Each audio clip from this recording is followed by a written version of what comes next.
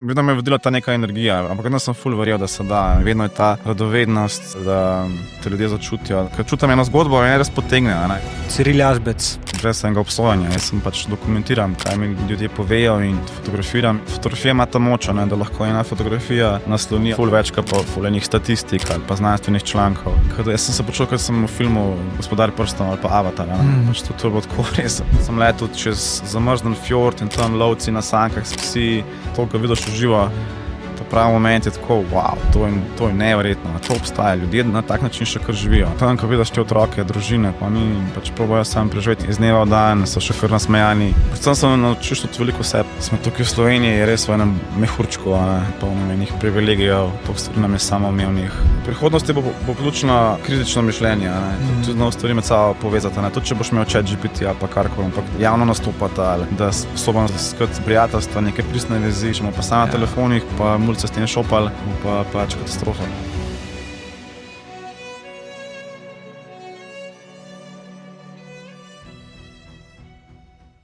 Večina vas, ki to gledate, niste naročeni na naš kanal. Z ekipo nam bi ogromno pomenili, če to naredite. Tisti, ki že subscribate, pa najlepša hvala. Brez vas ni tega podcasta. Če pa slučajno med vami kdo, ki bi rad finančno podprl, imamo pa tudi svoj YouTube membership program. Zdaj pa uživi v pogledu epizode. Treniral sem košarko tako ful malo v osnovni šoli. Aha. Ampak spremljam, to je edini šport, ki ga tako res spremljam. NBA pa to, ne.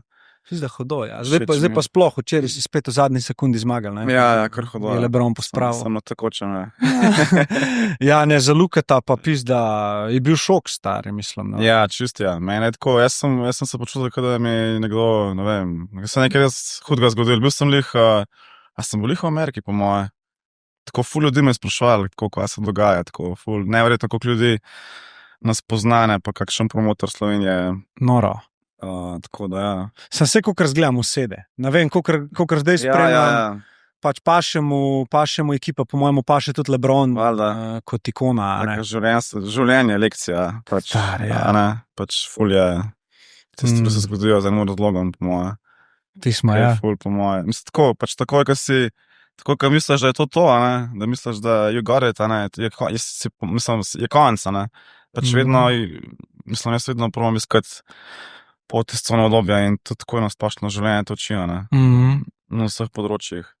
Sam ta šport je tak specifičen, tako misliš, koliko so oni samosvoji, pa vse, pa so pa odzadnji take pogodbe, da praktično te lahko takole, tako kot se je z Lukatom zgodila. Te zamenjajo, te dajo tja in nimaš kaj, it's only business, Gor pa en neke poteze dela ali pa en uslugo dela, ki je pač mogo. To so nori pritiski in da on to tako handla na tak način je sem res izjemno. Ja, se to. Mi pa všeč ta šport, ki je ful tam, tako res je inteligenten, taktike, ne vem, tako ful je enih strategij, tako ful je zanimiv. Tudi ta ekonomija vzadej. Ja, je neka taka poezija, Sem se pogovarjal o športu. Ja, pa kva, tako se začne. Tako se začne. Ne, drugač, z Darjo si bil na vezi kar nekaj časa, ne? Ja. Ful hvala najprej, da si čas vzel, Verjamem, da si busy, pa še fotor, pa to, vem kako je, tako da cenim, hvala, da si prišel. Ja, lih tako nanesem, mogel bi biti v bistvu na Finskem ta teden, nekaj za National Geographic, ampak se je let preveč stalil in smo prestavili na oktober, pa v bistvu mi je čez sedeno, tako ful sem rad doma, pa sam živim, ker je včasih je res mal crazy skupaj, ampak ja, take stvari me vzamejo malo tako, mislim, pa sem se malo pogledal, pa mi je bilo ful, pa tudi Sara Isakovič to je ful pohvalila. A res, poznaš? Tako da ja, se poznamo. Hvala, Sara.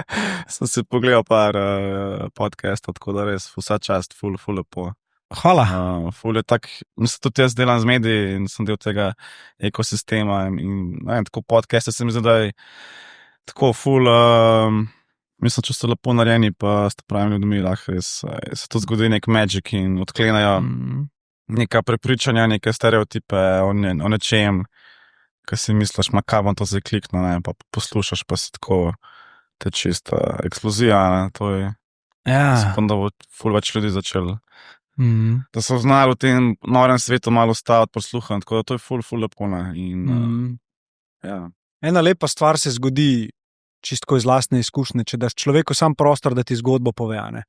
Na začetku sem ful več imel priprave, pa vprašanja napisana, ne točno določena, komu sem jih tudi naprej poslal. In nisem imel tega občutka, da ustvarjam nekaj lepega.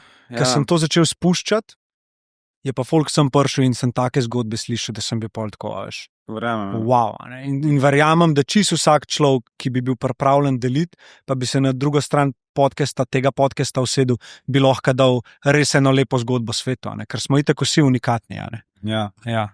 Mislim, jaz se ukvarjam s pripovedovanjem zgodb že, ne vem, od mojega otroštva in dejansko vsak človek ima eno zgodbo, ali tvoj sosed, ali tvoj stric, pač ful je samo odvisen na kakšen način jih znamo začutiti pa povedati in ja, točno tako, kot si povedal. In tudi tvojo, jaz nisem v bistvu vedel zate, če si iskreno. Meni je Darja rekla, ja, cool, da ga povapa. Sem bil tako, pol mi je poslala malo stvari o tebi in sem bil tako, wow. Tako da najprej vsake čas za vse, kar si že naredil, verjamem itak, da imaš občutek, da si na začetku. Tako kreativni ljudje. Mislim, jaz sem že veliko naredil, tako da v bistvu še zadnjih 10 let se ščipam vsake par mesecev, ali sanjam, ali res delam take projekte, tako da sem, mislim, ful enih kljukic sem odkljukal zelo hitro, živim svoje sanje, v bistvu se bolj ukvarjam s tem, da pač sam živim, da mal ta nek uspeh sanje, v bistvu probam mal postaviti en kontekst, zmanjšati, se vprašati, kaj je res vredno. Pač, ker sem doživel marsikaj čestne, oziroma sem res zelo hitro začel živeti svoje sanje, ker sem jih nekako, tudi ko sem bil majhen, sem zelo hitro vedel, kaj bi rad. In se je to zgodilo na tak zelo čaroben način. In sem pa ful hvaležen, pač, ker je ta poklic je meni tako nekaj najbolj norega na svetu. Vsak projekt te, ne vem, odpelje v eno odmaknjeno skupnost, ali delaš z nekimi norimi ljudmi, ali znanstveniki, ali nekimi znanimi ljudmi, ali nekimi čist domorodci, ki te ful naučijo, in je vsak projekt ena taka lekcija in res je noro, pač res je tako, pač na momente filmsko, greš na odpravo, si na ledeniku, ali pa delaš nek čist komercialen projekt z nekimi Tadejem Pogačarjem in tako, pač res je hudo, in predvsem je hudo, ker lahko delam z ostalimi mega talentiranimi ljudmi, ki so ponovadi tudi top of the top in je tako, pa se to sem še bolj bilda, Dej me pel na začetek. Zanima me kot otrok, kako si mogoče takrat začel prvič se srečevati s filmom, z fotografijo.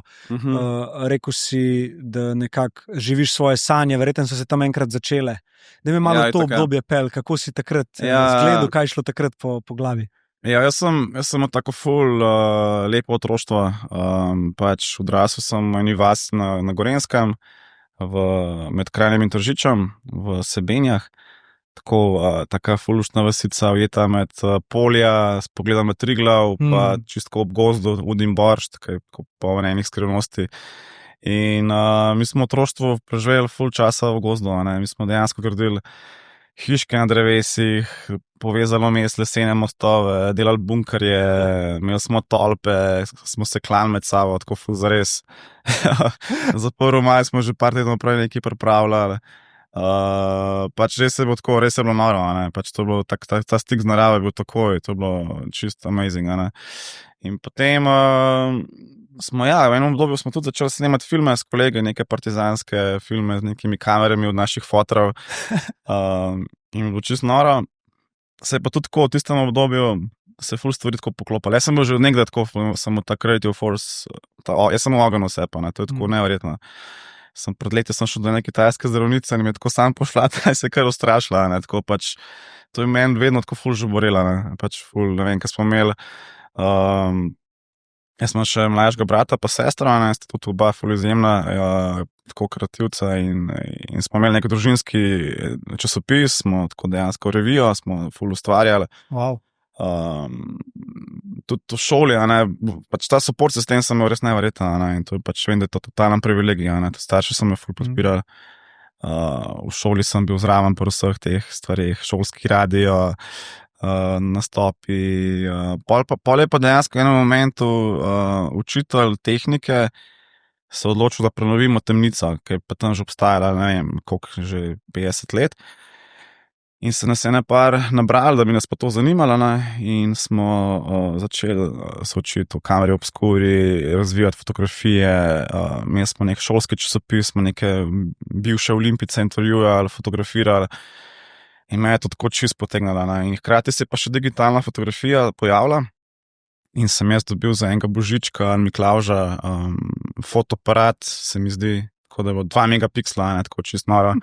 In je bilo ko me je čisto zulo, se prav spomnim tisti teden, jaz sem tam neko gosenco fotkal, nekaj sem se naučil o zlatem rezu, te osnove neke in kar tako, wow, nora, in sem učil soflov in sem sam tam tekel, In to bo tako obdobje parih let, ko sem tudi, ne vem, stric pa teta sem imel doma naročen National Geographic in sem bil tako, wow, to je noro. Imel sem nek dnevnik in spletno stran sem postavil, sem prav napisal, da enkrat bom jaz fotograf za National Geographic. To je bilo meni čist jasno, sem totalno verjel. Pa se še ful stvari zgodilo v tistem obdobju. Recimo konec osnovne šole so pa bile ene stvari, ki so se pa tako zgodile čist neverjetno. Hodili smo na morje na Hrvaško, v en kamp.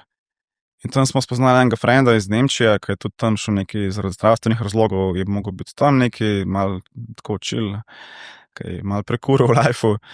In moji starši so se ful z njim poštekali, on je bil tako od mene starejši, ene 8 let, tako pa z ostalo društvo, smo tam igrali neki biljarda, ping-pong, pa ne vem kaj. In smo se ful zaštekali in se družili tako pol še na zadnji 2 leti osnovne šole. In pol, ko sem jaz zaključil osnovno šolo, on je imel spanirano potovanje v Avstralijo s svojo punco, tako zelo po nemško, vse, ne vem, 35 dni schedule za, ne vem, 16. dan bo najel ta Jeep Land Cruiserja s šotorom in šel čez puščavo do nacionalnega parka, ne vem, pol bo tako res se bilo schedule, nor. Ampak pa ga je punca pustila en mesec pred potovanjem, in model pokličem moje starše, če bi šel pa jaz z njima na to potovanje. Ker jaz pa prav nisem pa nekaj tako ful. Koliko si bil star? 14, konec osnovne šole, koliko se to star? Ja. 14, 15, ja. Mislim, nismo nekaj tako potovali, razen nekaj tako bolj te klasike, člačni dopusti. In on sabo mene vzame in meni se je svet odprl. Jaz sem takrat začel malo fotkati in pač to je bilo noro, tam so šla do Aboriginov, nekaj čist brez interneta, elektrike, za par dni, tako ful sem poslušal neke te starešine, ki so razlagali, kaj je v bistvu življenje. In tudi tako, tudi on mi je ful, bil je kot en tak življenjski mentor, tako v enem momentu sem se lih odločil, kaj bomo v življenju, tudi pol skozi naslednja leta, kaj je pač poanta, ali bom, in pač ja, to me je pol nekako zaznamovalo v tistem obdobju. Hudo. Daj mi malo pel, ker sta bila pri Aboriginih oziroma ta prvo tvoje potovanje, ki je bilo. Kaj ti mogoče tako ostalo v spominu ali pa se je razvilo neko modrost skozi tvoje življenje, ki si sam doživel? Ja, prvi sem imel nek stik z nekimi domorodci, ki tako živijo ful tako, brez neke tehnologije in čist drugače, če so na drugem flowu so in ne vem, čutijo ta naš planet, mati zemljo, tako ful bolj pristno in brez nekega tega norega tempa in tudi tako, ne vem, doživel sem to potovanje tako zelo spiritualno na nek način, ker je bilo ful enih, pač res sem šel v obdobje, meni je bilo to ful. Vse to. Mislim, nisem prej toliko potoval, bil sem zelo navezan na dom, prijatelj, družino, meni je bilo tako čist breakdown, tiste prve dni. to gledati stran, čisto drugačna svetloba, pač to res me je stisnilo. Ampak nekako sem to premagal in mi je začelo to zanimati in bil sem ful radoveden. In potem sem prišel nazaj in sem imel neko zgodbo in sem pol bolj kaj ne prodaval o tem.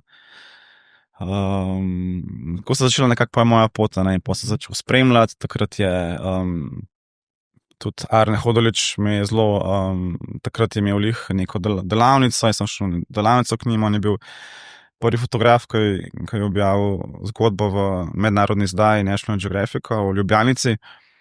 In takrat je bil zame Andrej tako, wow, ne, to se res da, nekdo iz Slovenije, ne, on je usporil v bistvu pot, pol mene, sicer dosti let kasneje.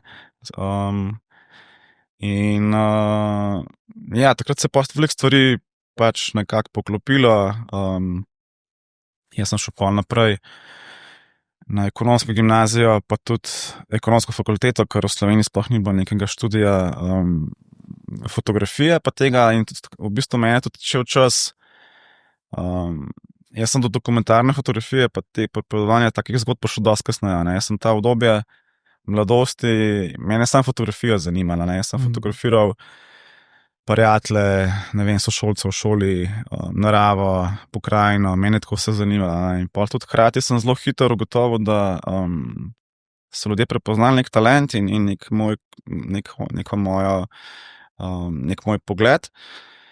Tako da sem zelo hitro tudi ugotovil, da lahko živim od fotografije, ne. Sem postal tako bolj kaj ne finančno neodvisen po enih 18 letih, ne. Sem imel že zelo tako lepe projekte, ne. Tako, jaz sem bil sred gimnazije, sem dobil kar klice enih oglaševalskih agencij iz Ljubljane in sem delal za velike kampanje, ne, za Telekom, je bilo tako, wow, ne, res se da s tem zaslužiti, ne, tako res je bilo neverjetno, jaz kar lahko mislim, pač lep občutek, ja, ne, ko dobiš neke te priložnosti in hkrati sem pol padel malo ta sistem teh naročil. Je pa hvala Bogu, je bila takrat v Sloveniji ena zelo močen festival fotografije, mednarodni, v Novem mestu, ki ga je vodil Borut Peterlin in je povabil ogromno nekih zvezd mednarodne fotografske scene, ne. In to je bilo tako meni, jaz sem šel to vsako poletje in to je bilo meni tako, wow, to je pa res noro, ne. Tam so bili fotografi iz agencije Magnum, Martin Parr je recimo prišel enkrat v Slovenijo, in tudi tako bil je tak res neverjetna skupnost. Slovenski top fotografi so prišli v Novo mesto nas učiti mlade za en teden, ne. To ni bilo samo delavnica za en dan, ampak dejansko cel teden sediti, mogo tam nekaj razviti, nekaj, kar te zanima, in s tem sem pa dobil stik, da pa lahko fotografija ni samo neko fotografiranje porok ali nek commercial, ne, ampak da lahko ti z fotografijo, s projekti dokumentarnimi, ne, prideš do ljudi, najdaš neko sočutje, poveš neke pomembne zgodbe, odpiraš neke tematike, poročaš o enih nepoštenostih ali pa sam odkrivaš, sam prikažeš neke skupnosti, ne vem, od Romov do beguncev, do karkola, ne. Ta fotografija ima to moč in jaz sem takrat začel verjeti, da film in fotografija, pač, jaz sem takrat res verjel, da lahko mogoče spremenim svet s fotografijo. Kaj pa bi rekel, recimo danes mladim, ki so v teh mogoče srednja šola, začetek faksa in jih zanima fotografija in ta kreativni del, ne? Kaj nekako bi lahko poslal kot sporočilo njim, kako naj se borijo za te svoje sanje, kako naj jih zmanifestirajo, tako, ker je drugačen čas, ne? Ja, zelo drugačen čas je to ful težko vprašanje, ne? In s tem se soočam tako, v bistvu vsak drug dan, ne, mi kdo kaj piše in je ful je težko, ker se je svet toliko spremenil, absolutno jaz verjamem, da se da vse, ne, če ti v to verjameš, ampak res je ful težje, res moraš, mislim, to je postala taka popularen poklic ali hobi ali smer, veliko ljudi se s tem ukvarja, postalo zelo dostopno, ne, že s telefonom lahko narediš izjemne rezultate. Tako da uspe res samo tistim, ki so res obsedeni, da je to tako totalna addiction, da ne moreš spati, ker o tem razmišljaš. In če se začuti, da imaš tak klic, pol je sigurno fajn, da najdeš pot, kako to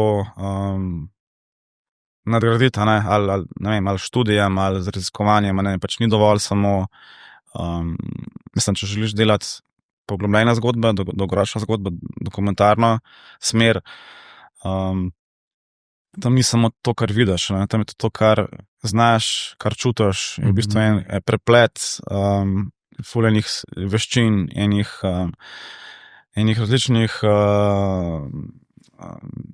čutenj, mislim, predvsem gre tukaj za zato, o čem se pogovarja, je to dokumentarna fotografija, je to nekaj splošnega, ali sam nekdo želi delati neke videospote, ali živeti od fotografije, pač to se vse da, vse pa na splošno cela industrija zelo spreminja, je v bistvu v krizi, pač jaz sem zelo hvaležen, ampak sem eden izmed redkih, ki na ta način delam, sploh v Sloveniji, ker je veliko prijateljev, kolegov zapušča to industrijo, gre tudi tako v tujini, zaradi vseh od AI do poplave množice nekih kreatorjev vsebin, ki bojo, ne vem, za 100 evrov naredili nek content za multikorporacijo, ki bo to izkoristila, čeprav imajo neke letne budžete, tako čist noro, pač ni enega spoštovanja do tega več, in je pa, ne vem, jaz nočem nič biti pesimističen, jaz sem sam bolj realist, kar se tega tiče, ni to za vsakega, ker je tudi odvisno, več zvrsti je znotraj fotografije pa filma, imaš neko avtorsko, umetniško smer, kjer delaš z galerijami, s festivali, z nekimi inštitucijami, tudi jaz nekaj tega delam, to je v bistvu, sanje so, da dobiš ti naročilo, da dobiš commission, da najdeš enega mecena, ki ti reče, sam naredi, kar hočeš, to je pač ultimativno, super, ampak velikrat ni tako, mislim, to je zelo redko in potem imaš, jaz sem se dosta ukvarjal z dokumentarno fotografijo, to je potem, kjer delaš tudi z inštitucijami, ampak tudi veliko z revijami, z časopisi, delam za New York Times, National Geographic magazine, ampak tudi tam se budžeti manjšajo, ker je novinarstvo, se sooča s tem, da je oglaševanje se seli na Google pa Facebook, revije, časopisi ugašajo, so redke izjeme. Tudi ljudje smo vse manj naročeni na tiskane medije in to pa sam pomeni, da je vedno manj denarja tudi za neke raziskovalno novinarstvo, mene pa lih to se mi zdi pomembno, ker če ti hočeš nekaj razumeti, se zdaj res dobiš veliko informacij iz socialnih omrežij zelo hitro, ker se nekaj zgodi, ampak tudi pomembno je, zakaj se to zgodi, ta backstory, in to ne bo nič zamenjal s tem, da greš ti na teren. In to bo pri National Geographicu tako noro, ko te pošljajo za več mesecev, da se ti živiš z eno skupnostjo, da razumeš, da je res to neka iskrenost v zadnji. Tako da težko je, da meni tak enoznačen odgovor za mlade, pa kaj se da. Pač da se vse, se smo pač Slovenci pokazali, da smo izjemni, ampak predvsem jaz verjamem, da mora vsak poiskati svoje poslanstvo pa začutiti. Jaz verjamem, da je vsak poslan na ta svet z enim darom, zdaj pa ga zna začutiti ali pa ne, to je pa ful odvisen od okolja, od vzgoje staršev, ali ima ta support sistem, ali bojo to dol zatlačili s svojimi projekcijami pa travmami, ampak vsak mora najti nekaj, kjer je riba v vodi. Tudi če je to samo hobi, ker če pa ni, boš pa trpel, ker ta tvoja bit ne bo prišla ven. Fajn se je obkrožiti z ljudmi, ki nekako delajo že to, kar si ti želiš. Sploh v tvojem poklicu, recimo ti zdaj lahko nekomu, ki bi seveda do tebe pristopil s pravim odnosom, kar pomeni z neko skromnostjo, z neko resnico, z neko ljubeznijo do tvojega dela, ne, če to res čut, ti lahko marsikakšna vrata odpreš, ne, pa ne govorim samo ti kot ti, ampak kjerkoli človek iz industrije, ne. Ja. Neka ta dostopnost danes je sigurno večja, kot je bila včasih, da ti dejansko lahko prideš do človeka, ki ti je inspiracija. Ja, itak. In verjamem, da, ne vem, a tudi ti kaj mentorstva delaš ali kakršne Ja, take nekaj sem, zadeve? ja. Mislim, nekaj sem se s tem ukvarjal. Bil sem tudi zraven v odboru pri festivalu Ukrajine fotografije, kjer smo dali veliko priložnosti tudi mladim. Bil sem mentor tudi enim parim v Sloveniji.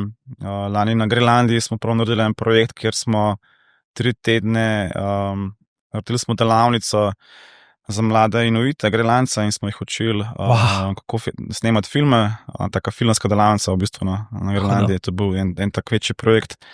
Tako da tudi v bistvu to, kar delam, je vse timsko delo in vedno probam biti obkrožen z mladimi ali tako ful, tak, da imamo različne poglede in starejši in mladi, da je ta neka enakopravnost, tako da je različni, mislim, tako da je to je ful pomembno. No? Ja. Probaš, mislim, to, kar jaz delam, pripovedovanje zgodb ali pa filmi, to je tako tisočenih odločitev, in slediš neki viziji in intuiciji, in pol se lahko na koncu zgodi ena čarovnija. Daj mi malo pel čez projekte svoje, tako, ki si pol, ki je zadeva ratala resna, a te je National Geographic prvi poslal na teren ali si se sam tako odločil? Ne, to je še kar trajalo. V bistvu dejansko se je pol začel s tem, da sem na eni točki začutil, da moram iti študirati magisterij. Sem šel na magisterij fotografije v London, tam sem tudi živel 2 leti in to je bilo pač ključno. No? Dejansko sem tam začutil, tam sem tako ful, mislim, tam sem takoj obkrožen res z ostalimi sovrstniki, ki delajo nore stvari. In pač spoznaš tudi v Londonu, je bilo tako ful enih priložnosti, enih delavnic, predavanj, ki sem jaz sam skozi srkal in bilo res noro. Ampak tam so me tako ful, tam so nas ful dobro tako usmerjali, da res poiščemo zgodbe, ki so res, ki pridejo noter iz nas, ne, iz naših genov, ne, kaj nas res zanima. Ne. Ker tudi tako jaz verjamem, če hočeš kot storyteller nekaj narediti, moraš res poiskati nekaj, kar te res intrigira, kar te res ponese, da ker drugače ne bo dobro. Ne. In jaz sem takrat je prišel ven film Neprijetna resnica, The Inconvenient Truth od Al Gora, o podnebnih spremembah, podnebnih beguncih. To me je začelo malo zanimati, kaj se dogaja z našim planetom. Ful sem delal raziskavo in nekako moj tak študijski projekt je bil, da sem šel na Kiribati, na otočje v Tihem oceanu. In sem šel kar tja za 5 tednov in totalno sem se prepustil in naredil, ne vem, 20 intervjujev s predsednikom vlade, z vsemi domačini, z aktivisti, naredil sem neko knjigo in pol je bil to en tak snowball, snežni kepa efekte, in jaz sem to pol poslal na vsa možna uredništva, na tečaje, tekmovanje, in to se je bolj ful odprlo, in sem začel dobivati neke prve reportaže. Našla me neka nemška revija Geo, mi je postala recimo potem 1 leto kasneje na Aljasko za 1 mesec, da sem delal zgodbo o nekem otoku, ki izginja, zato ker se tali led, permafrost. In je pa to taka industrija, da vedno ogromno ljudi to dela, in potem pač pošiljamo svoje projekte na razne natečaje, razpise, in to je pač del neke te enostavno drugače ne gre. In jaz sem takrat potem s tisto zgodbo na Aljaski dobil neke nagrade. Jaz sem neke razstave v Franciji na enem zelo pomembnem festivalu v Arlu. In potem se je to počasi začelo, ampak to je še kar trajalo, to lahko razlagam 1 uro. Ja. Ko sem prišel do National Geographic, ampak bil sem nekako, vedel sem, kako biti na ta pravem mestu, na ta pravem kraju, hkrati imam pa tudi že od nekdaj neko to lastnost oziroma znanje podjetništva, to me je vedno zelo zanimalo. Tudi zaradi mojega očeta, ki je tudi imel podjetje, oziroma ga še kar ima. In nekako nisem imel vedel sem, okay, če sem dobil neko nagrado, pa grem zdaj na festival, kjer jo bom sprejel, ne. Nisem šel tako zdaj sem se res pripravil, ne. Sem imel tisti teden potem še 50 sestankov, sem pač to vedel, da mi bo to lahko zdaj, okej, imam to nagrado, to je čisto noro, da se to zgodilo, ampak hkrati je to lahko začetek, a ne. In tako nekako sem bil povabljen na te neke priložnosti in dejansko sem prišel pa do ene delavnice v Ameriki, kjer so povabili nekih 50 emerging storytellerjev, mladih, in tam so bili vsi uredniki iz New Yorka in bolj kot naslednji dan sem dobil klic, Cirila, bi ti šel na Grenlandijo še za 2 meseca, ker mi je všeč, kar delaš, in tako sem wow, ne, sem se kar so vse dol tekle.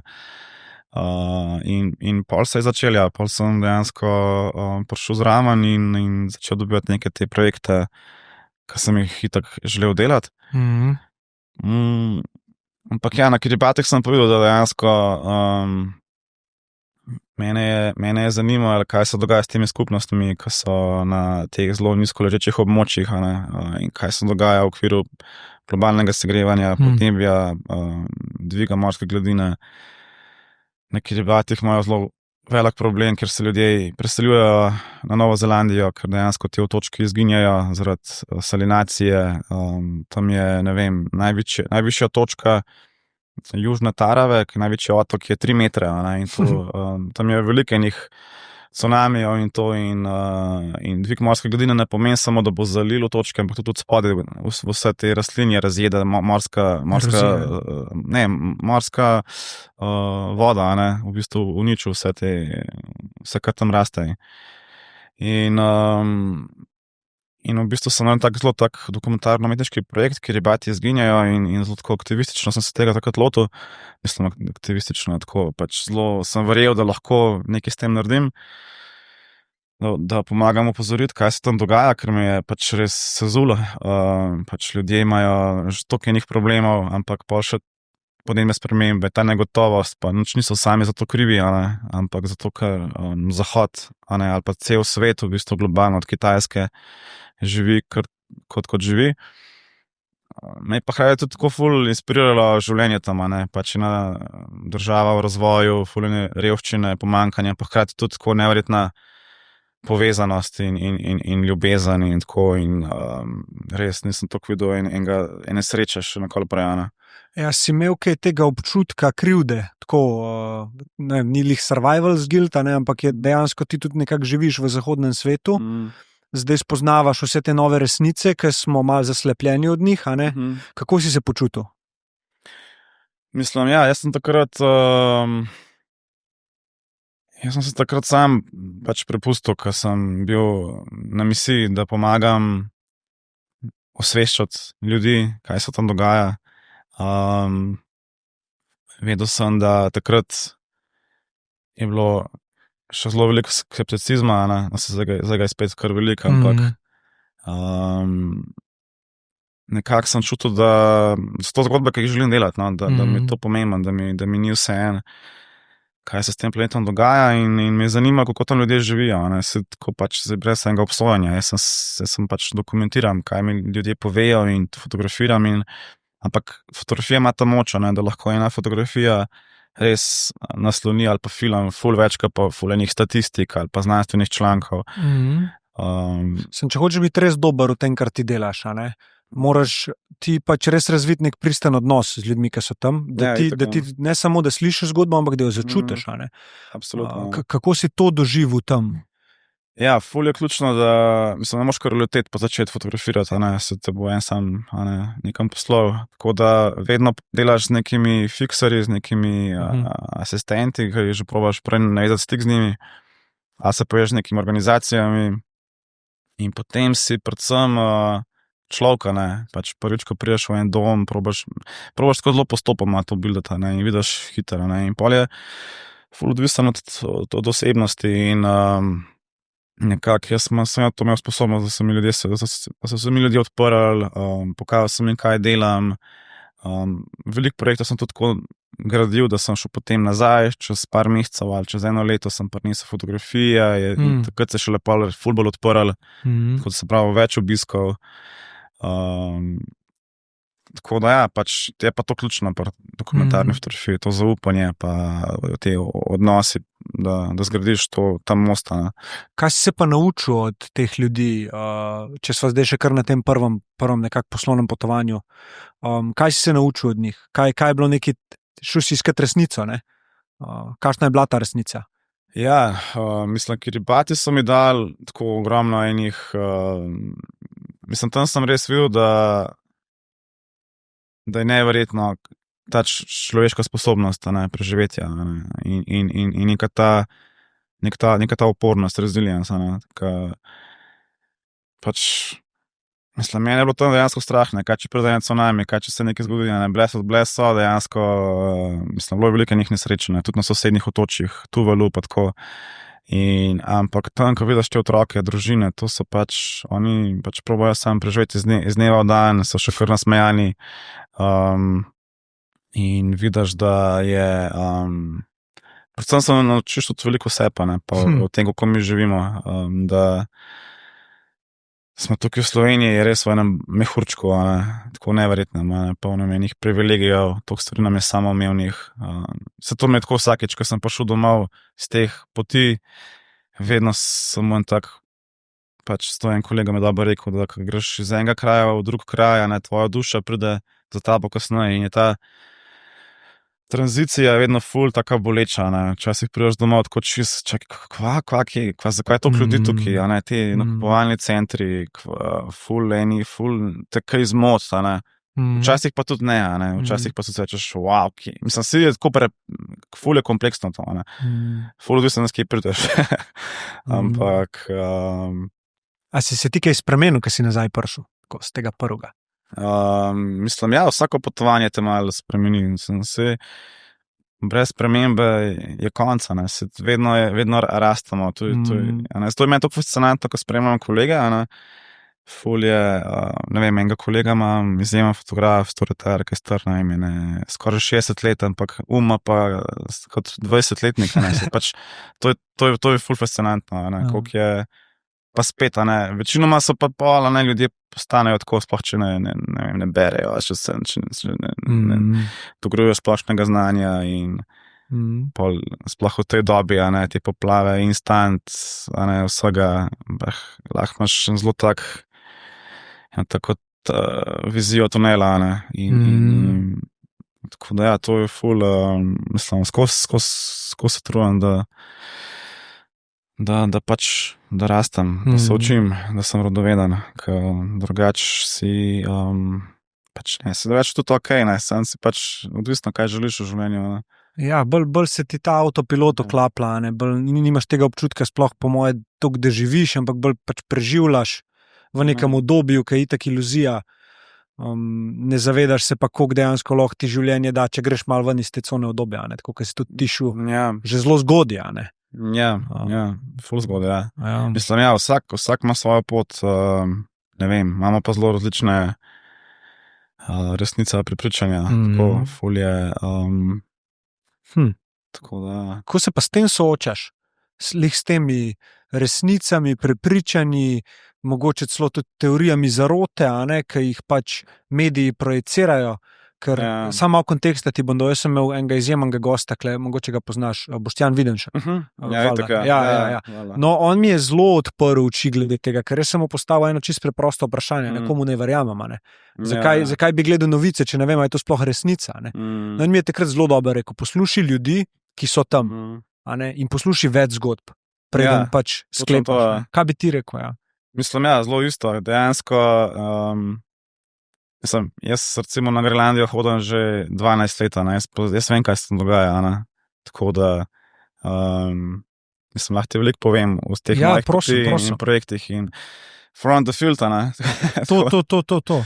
Ampak ni pa tako, da pač se pozavedam, da je neka utopija, da bomo zdaj kar, pač ljudje imajo pač svoje težave in vsi se soočajo, ljudje morajo preživeti, in tudi svoje izzivi, vse, ko govorim, da so v Sloveniji da smo mehurčko, hkrati pa tudi, a ne, ljudje so kar izzivi, a ne, pač za mlade ni stanovanj, cene so šle gor, vsi vemo, a ne, res je borba, a ne, pač res je noro, da en taki mali državici ne more politika skupaj stopati, a ne, najti ene projekte za naslednjih 20 let in rešiti stvari in se kregajo med sabo. Meni je to čisto noro, ker prideš iz teh poti, ker smo kaj na predmestje enega večjega velemesta, a ne, in to je noro, a ne, da se ne moramo kle zediniti, kaj hočemo in kam gremo. Ja, ni namen služiti ljudem, ne. Jaz razumem, da je nekdo, ki mislim, težko je preživeti sploh, ne, za marsikoga v Sloveniji, ne, zakaj bo zdaj še on se ukvarjal s podnebjem in mislim, kje ga to briga, ne, mislim, kaj mora sam pač preživeti, ne, in tukaj je pa seveda vedno komunikacija, ne, in tudi včasih znanstveniki ne znajo skomunicirati enih dejstev. Pač dejstvo je, da dejansko 99% klimatologov, znanstvenikov, ki se ukvarjajo s podnebjem, trdi, da je človeško delovanje pač odgovorno za segrevanje zemlje, ne, in naš planet, ne, in to je pač, ne, potem ljudje pravijo, ja, to so ledene dobe so že bile, sam jih moraš postaviti na časovno premico, ne. Ledenik, na katerem jaz delam na Grenlandiji, se je v zadnjih 10 letih toliko stalil, kot se je prej v 100 letih, ne. Pač te ledene dobe so bile 1000-letne, 2000-letne, ne. To, kar se pa zdaj dogaja, se je pa v 100 letih naredilo in to je izključno, mislim, tudi zaradi človeškega delovanja, ne, zaradi vseh teh toplogrednih plinov in s tem, kar delamo z zemljo, ne.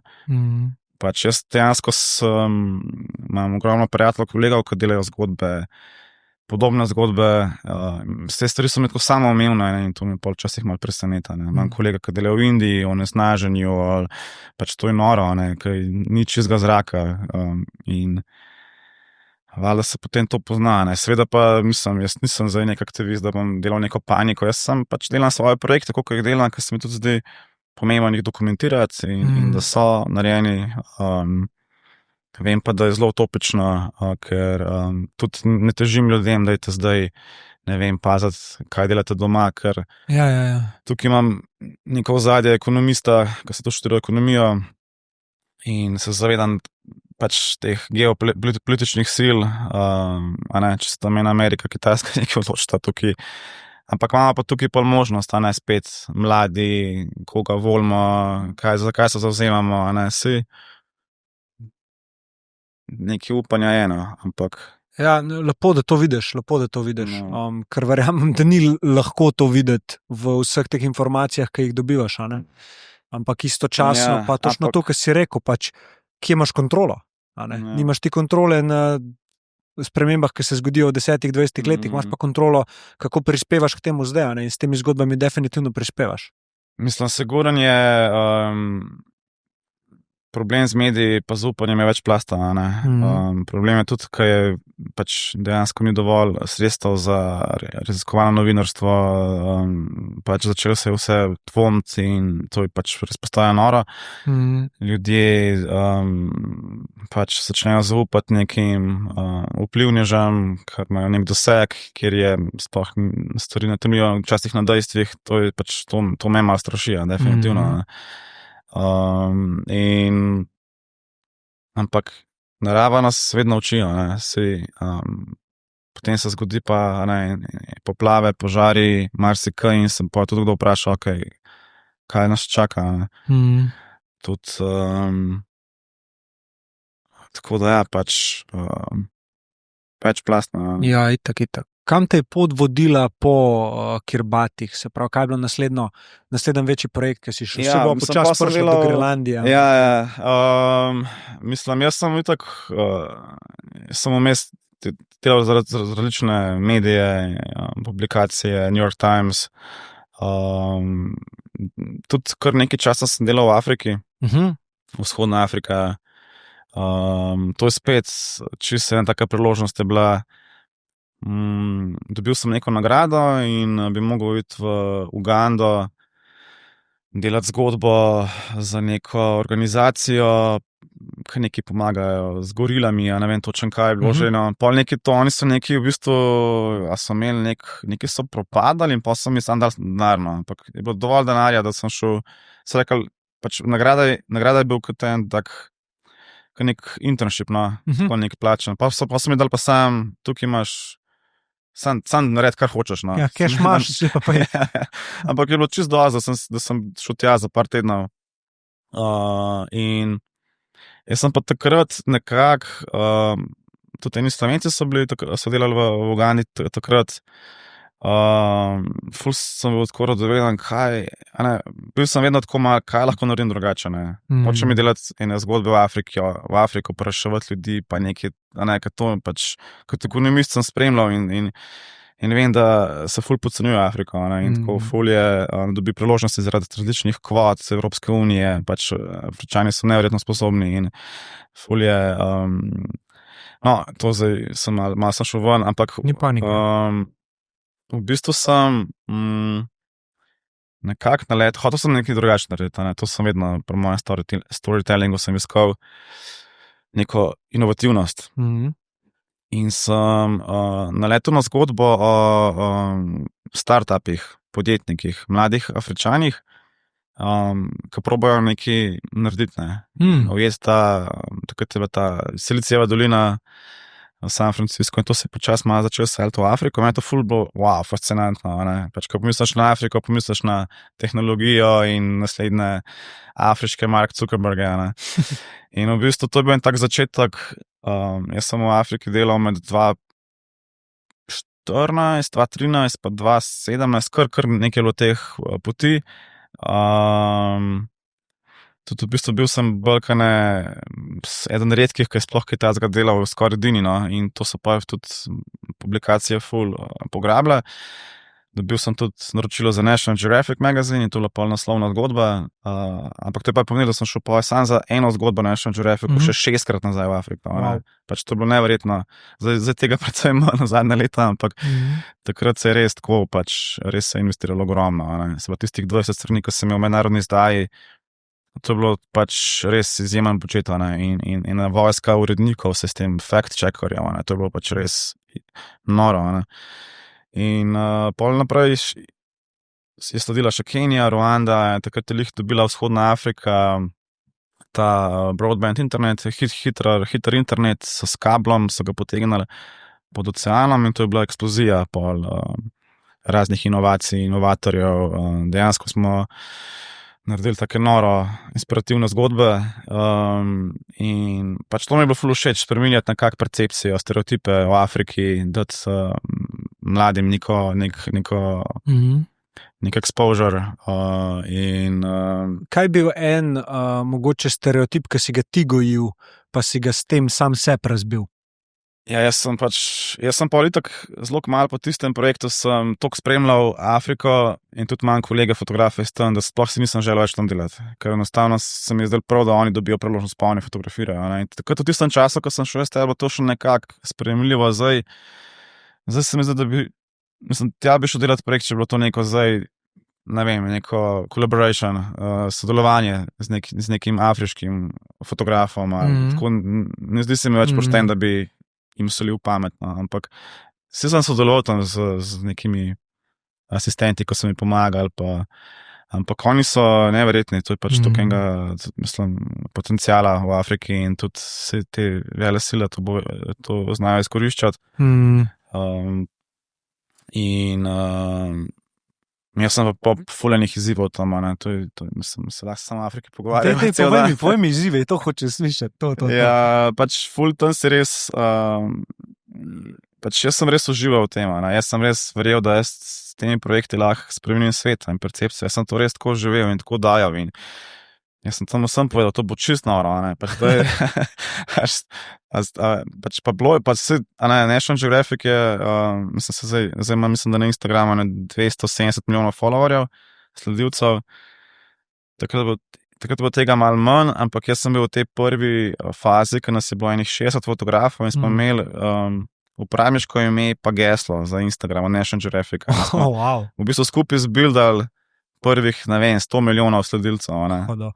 In to je bilo pač, to se res lahko objavil iz terena neki in pač naslednji dan smo imeli, ne vem, 1000 novih sledilcev, pa Ja. to je bilo noro, res je bil nek tak mislim, res se bo čisto drugače kot zdaj, no. Zdaj so se algoritmi malo spremenili.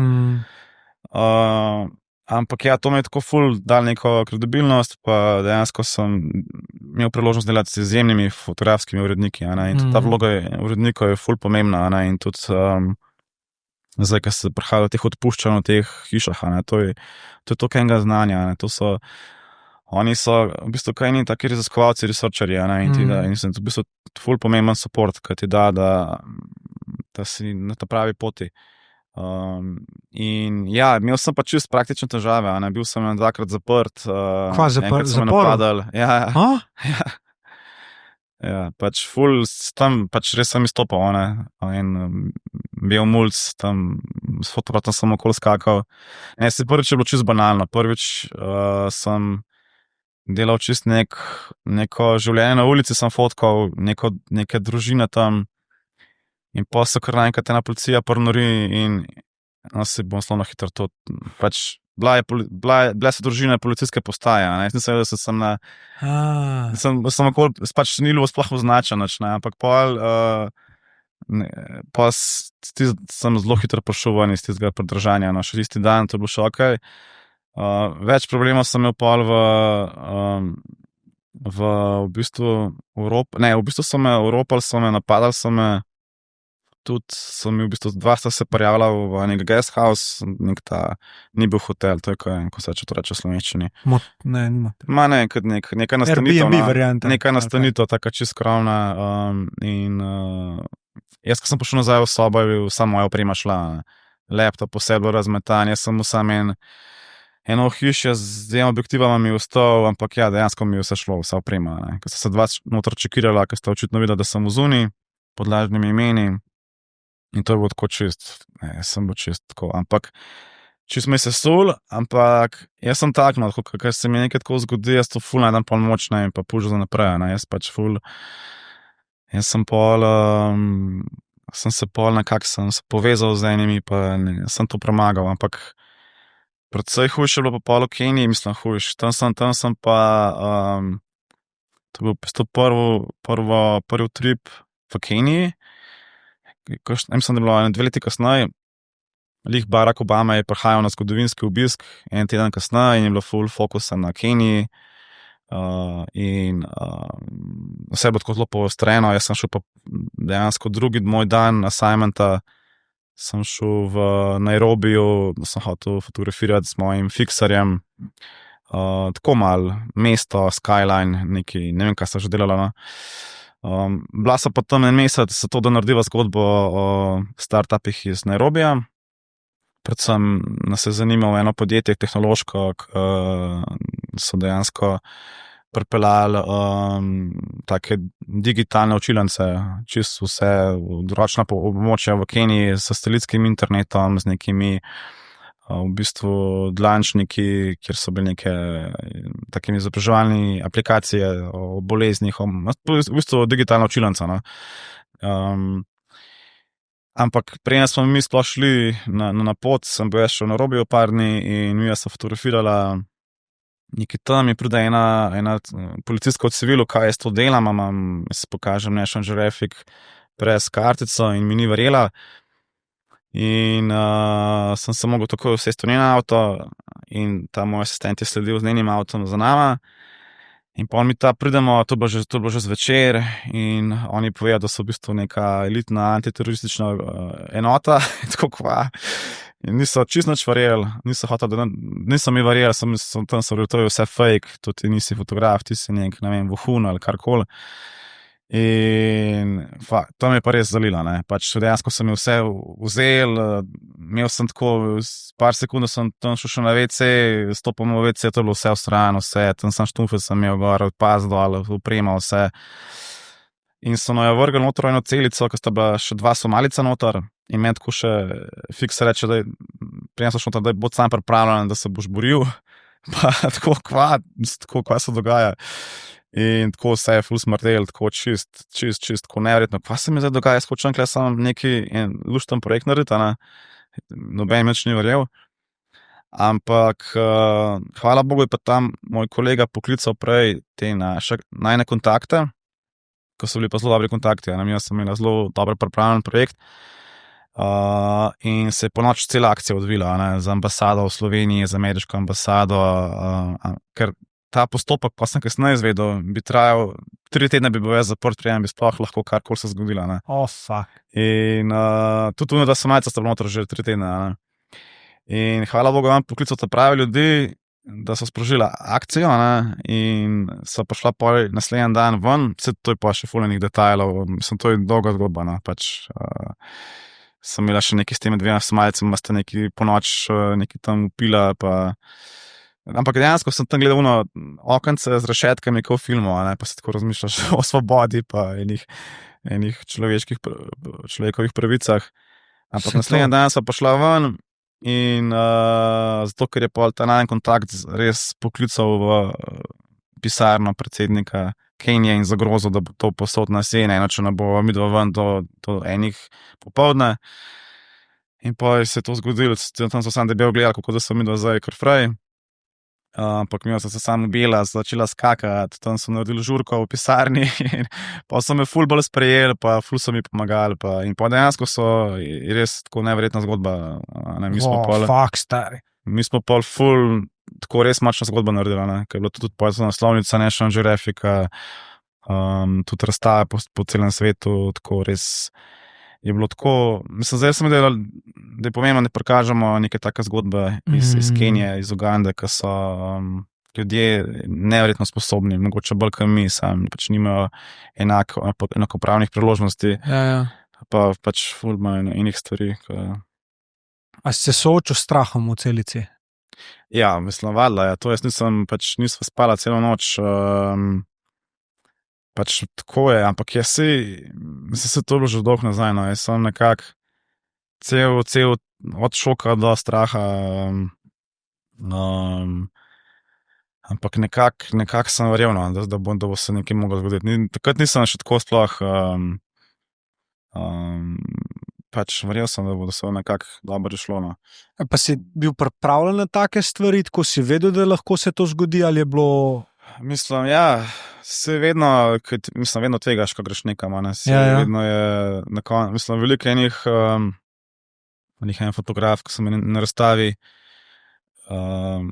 včasih je še najbolj navaren, ko si na nekih odpravah, ko se vozaš v Andih, v Peruju, pa enih prelazih, ko je cesta čisto slaba, domačin ne zna niti bremzati, ali mu bremze ne delajo, take banalnosti so včasih lahko sodne. Pač, ampak ja. A si bil takrat že starš? Ne, to je bilo pa lih po kakšno leto, ali pa lih tisto leto bilo, ja. Aha. 1 leto, to je bilo lih vmes, ja. Imel si pa kaj, ženo? Ja, imel sem pa ženo, ja. S kje razmišljal o njej? Ja, itak, ja, ne, valjda, jaz se sploh takrat, da sem bil zaprt, oziroma predržan, to sem po mojem pedašek, sem prišel domov. Ja. Okay. Mislim, da nisem takrat sploh, ali po mojem, da ne mislim, da ne. Ampak ja, ne, prvega otroka se pa dobila pol 2016, ja, Izak je zdaj, bo 9 let star letos. Hčerka bo pa 5 aprila. In to, se pravi, ko si prišel z Afrike, se je nekako tvoja... Mislim, se to je tako prepleteno, imel sem kar par zelo intenzivnih let, ne, jaz sem bil v Afriki, čez 2 meseca sem bil že na Grenlandiji. Takrat si že prvič na Grenlandiji. Tisto leto, mislim, tisto obdobje. Kako se je zgodilo, zakaj te je poklical? Ne vem, ful sem raziskoval pač te zgodbe, kje lahko delam podobne zgodbe, kot na Kiribatih. Lahko sem malo vode popijem. Voda. Daj, thanks. Ja, Grenlandija je v bistvu, mislim, malo se začel po naključju, ker sem tudi dobil nek commission kraljeve Royal Photographic Society, neko fotografsko društvo iz Londona, nek razpis je bil, jaz sem to zmagal in v bistvu bi mogel biti na Aljasko, nazaj nadaljevati, kar sem že delal takrat za tisto nemško revijo. In pa sem dobil itak nek assignment na Aljaski, pa sem jih prosil, lahko jaz to spremenim, da porabim to za nekaj drugega in sem tako v zadnjem hipu se odločil, da grem pa na Grenlandijo, ki mi je bila od nekdaj fascinantna. Grenlandija je, mislim, zelo pomembno vlogo igra, ne, v različnih kontekstih. Ne. Je v bistvu Grenlandija je drugače avtonomna regija Kraljevine Danske, ne, se pravi, to ni čist neodvisna država. Bila je kolonizirana od Danske pred 300 leti, v bistvu je bila to kolonija Danske. Danes so pa nekako avtonomni s tem, da imajo svojo vlado, parlament, Danska ima pa čez sodstvo, zunanjo politiko, obrambo in tudi financira jih.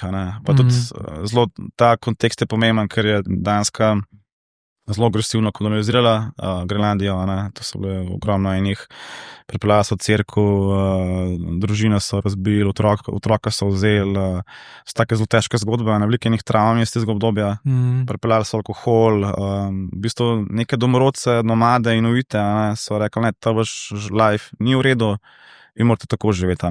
To se je po celem svetu zgodilo, in to mi je bilo že nekdaj ful zanimivo. Hkrati pa Grenlandija hladilnik našega planeta, in ta leden pokrov, ki pokriva Grenlandijo, se zelo pospešeno tali zadnja leta, to so rekordi, več 100 milijard ton ledu se vsako leto stali. In ta pokrov ima več funkcij, s tem, da je nek bel ščit, v bistvu bel ščit sneg odbija svetlobo nazaj v vesolje, če pa se tali, se pa meša s sajami, postaja tako, govorimo o črnem pokrovu, in kot črn avto absorbira svetlobo, se segreva in pospešeno to vpliva na cela verižna reakcija se zgodi, zaradi teh stvari, oceani se segrevajo, topel tok prihaja v Evropo, potem to povzroča ekstremno vreme. Ampak to so neka dejstva, ampak mene pa zanima, kaj se pa dogaja z inuiti, kaj se dogaja s prebivalci. Grenlandija je ogromna površina, ko pogledaš na Google Maps, izgleda to res ogromno, ampak to je zaradi nekih čist kartografskih napakic. Ampak Grenlandija je, ne vem, velika za njih 6 Nemčij ali pa za 100 Slovenij. Je pa tam prebivalstvo kot v enem Kranju, oziroma ena občina, 56,000 ljudi živi na Grenlandiji in so izključno, ampak imajo pa trenutno zelo pomemben geopolitičen položaj na Grenlandiji, ker pod tem ledenim pokrovom se pa ogromno redkih surovin in kovin skriva, od urana, zlata, pač veliko enih priložnosti, zdaj, ko se to vse tali. Ampak ja, večina prebivalstva pa živi na zahodni strani v obali, ker je tam podnebje malo bolj sprejemljivo. In mene je zanimalo, kaj se dogaja s tradicionalnimi lovci ribiči, kako to vpliva na njih. In jaz sem tako neverjetno srečo, oziroma ne verjamem jih v srečo, pač stvari se zgodijo z razlogom, energija, jaz to ful te stvari verjamem. Jaz sem šel v bistvu prvotno takrat prvič na Grenlandijo, čisto na drugo mesto, tam sem bil en teden, ampak sem spoznal te pravi ljudi, ki pa tako res, tako ful noro, in sem rekel, da ti moraš iti tja, in sem šel še bolj na sever, sem še dodatno, in sem prišel na en otok, Umanak, ki ga obiskujem že zadnjih 12 let. V bistvu tam največ delam, tam imam res veliko enih prijateljev in prav skupnost. In tudi tako se mi zdi, da sploh se ne predstavljam, da bi nehal hoditi na Grenlandijo. Tako se mi zdi, da je taka ultimativna zgodba, ki jo imam zapovedati in tega sveta. To je res v bistvu fronta toliko enih najbolj pomembnejših zgodb tega sveta, od podnebnih sprememb do tega, kaj delamo z domorodci, ta stik z zemljo, s planetom. Tako vse se prepleta, tako izginja tradicija, ta modernost, tehnologija, vse to. In ja, ko sem šel jaz prvič tja, meni je tako čist sezuo. To je tako, kot da bi jaz sem se počul, kot sem v filmu Gospodar prstov ali pa Avatar. Pač to je bilo tako res drug planet. Pač jaz sem šel prvič tja po zimi, ko je bilo vse zamrznjeno, in jaz sem to tako res, mislim, da je 5 avionov je do tja, pa še en helikopter. In tako sem letel čez zamrznen fjord in tam lovci na sankah s psi, te hiške v raznih barvah. In sem tako čakal, kje sem jaz, da ne, sem bil tako čist, meči se zol. A to sploh obstaja? To pač, se vidiš te fotografije na Instagramu, sem to, ko vidiš v živo, ta pravi moment je tako, wow, to je neverjetno, to obstaja, ljudje na tak način še kar živijo, ne, to je noro.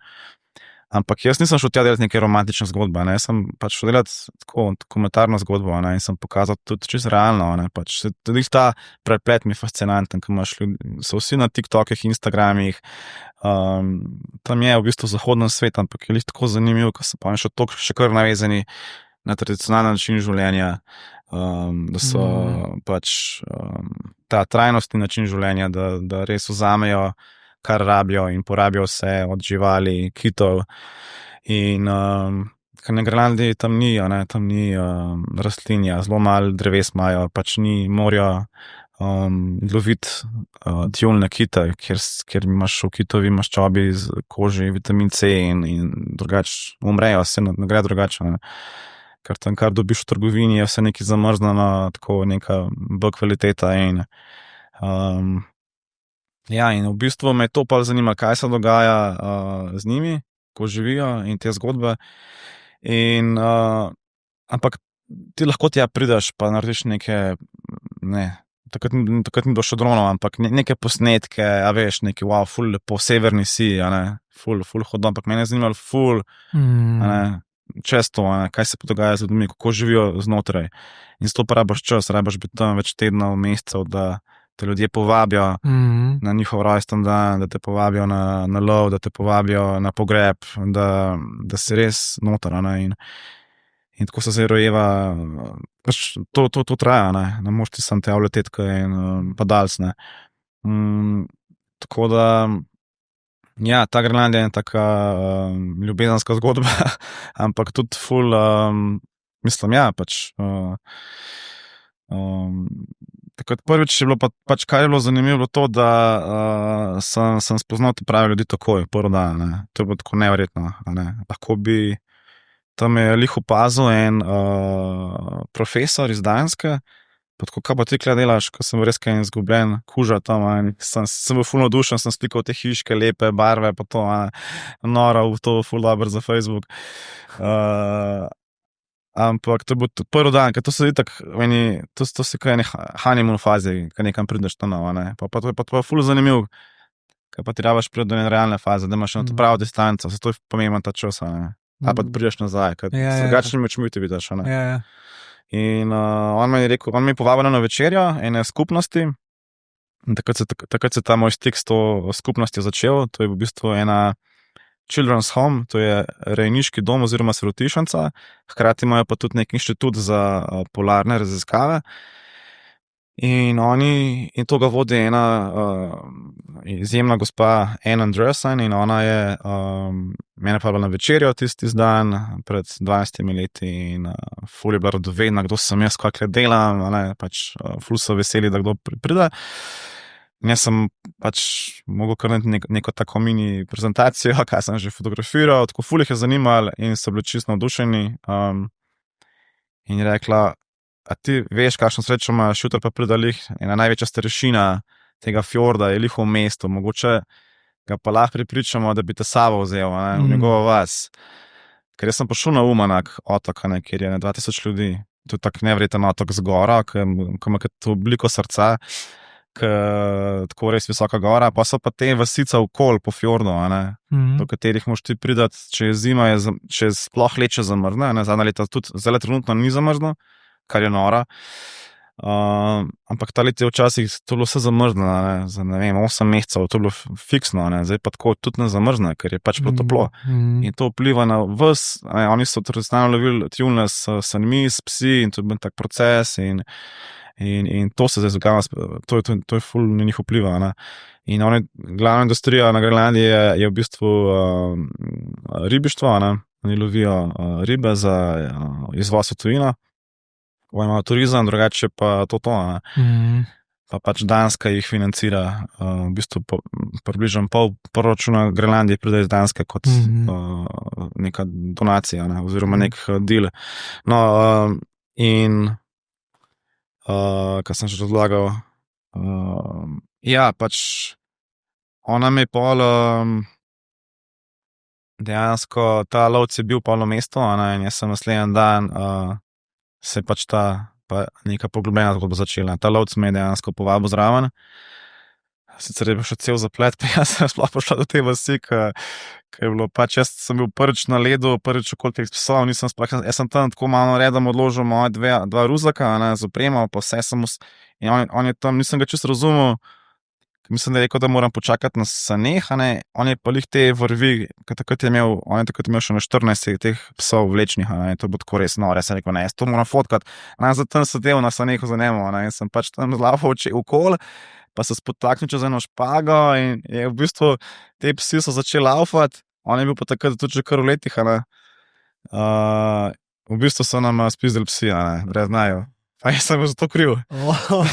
Tako da, in jaz sem se najprej malo tako smejal, on je bil pa tako čist, malo me napizdo, tako za glavo se držal, tako res ni bil heca, pa je bila pa samo moja oprema, pa tako malo je bilo meglen, pa on je takoj začel laufati, po telefonu je začel klicati, ampak une sanke so bile samo še na pika, beli megli, tako fuck, ne no. In pol sva šla, po en prepeljal snežne sanke in sva šla mi do njihovo smer in to je bilo tako še 15 minut vožnja, oni so še že ful naprej, in po je spet ena črna pika in so pa modeli nazaj obrnili in šli pred nama. Gor en ruzak je bil pa lih nekako zataknen, pa tako bi glavo, tako da je bilo res. Ampak v glavnem, mi je prilo zvečer v to njegovo vas in to je bilo čisto filmsko. Tam je ena modra hiška, tam je bil lih enega medveda so ujeli, enega zajca, tjulna. Tako je bilo, kaj se dogaja, kje sem jaz, kako ti ljudje živijo, ful so menih vprašanj, zakaj pa medved, zakaj pa tjulan, tako ful je bilo, kaj se dogaja, Pa so se tam, so se ga malo napila in res postala ful frenda, tako ful so bondala. In pa sem jaz njega obiskoval, živel pa ne več tednov in še zdaj imam stik s njegovo družino, čeprav on je par let nazaj pa umrl, ko je izbolel, je božitek ful star. Ampak je bil tak karakter, res je bil tak ultimativni protagonist. Tudi bil je v enem dokumentarnem filmu, enem francoskem, in imel nek tak so ga klicali, da je en Clint Eastwood Grenlandije.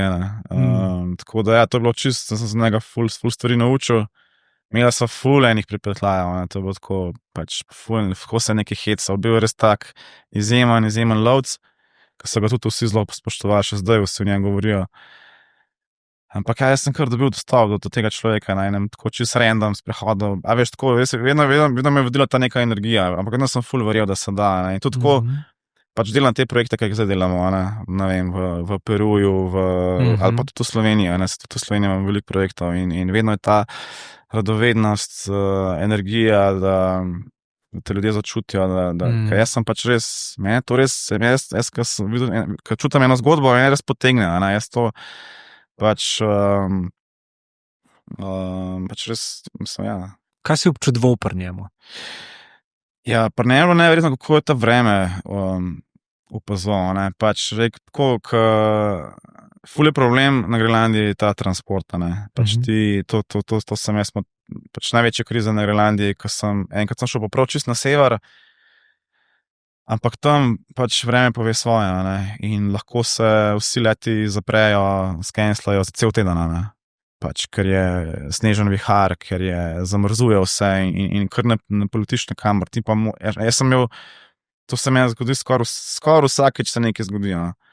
In bil sem tako enkrat pri njemu in mislim, da sem bil mogel iti na helikopter, ker tudi imaš enkrat na teden pride en helikopter. Pa mislim, da nisem mogel iti, ne vem, kaj je že bilo, nas pozabil sem šel na drugo vas. In sem rekel, sem se mislil, še s helikopterjem, ker tudi domačini hodijo tako.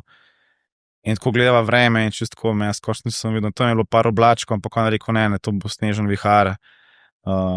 Čez 2 dni, pa se rekel, se smo smojal, ampak ne, res je pa je bilo, res je bilo čisto vreme spremenilo, ker on tam sam neki videl, kako veter, po eni travi neki, pač res neverjeten stik z naravo, tako pač noro, pa tudi kako lovijo te ribe, kako res porabijo tudi, od tjulna čisto vse, njegova žena Ani še zdaj dela, oblačila, škorne, Ko so res, to res, prideš s neko najboljšo opremo od Patagonije, North Face, to je nič, Ko daš pa gor tjulnove hlače, si pa čisto v redu, pač to je tako nevredno, ali pa škornji, pač to je tako res je, tam je res ekstremno težko življenje, ampak ne samo vreme, za mene zadnja leta delam projekte in tudi želim se narediti film, celo večerano.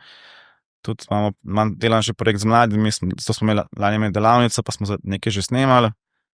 V bistvu ful me zanima ta prihodnost mladih, identiteta mladih Grenlandcev, kdo so, kaj je njihova prihodnost. In tudi spoznal sem veliko njih mladih, tako zelo konkretno, kako se jih razmišljajo, bojo ostali v tej vasici, a se bojo tako kot večina preselili v glavno mesto, kjer imajo pa kino, kjer je nightlife, kjer je ful enih, ali pa šli, dejansko se dogaja kar tak mali eksodus, tako res se ful hitro to spreminja in tako so, ampak so tako malo eti vmes in je to ful zanimivo in hkrati pa tako vsak mlad človek tam pozna vsaj enega kolega, ki se je ubil, ki je izjemno veliko problemov socialnih z alkoholom, veliko enih travam, tudi zaradi te kolonizacije, tudi zaradi arktične zime, ko sem to živel že, ko te res stisne. Enkrat sem prišel nazaj kot zombi, bil sem 2 meseca tam, National Geographic si želel, da ujamem te lov na narval, te kite s temi samorogi,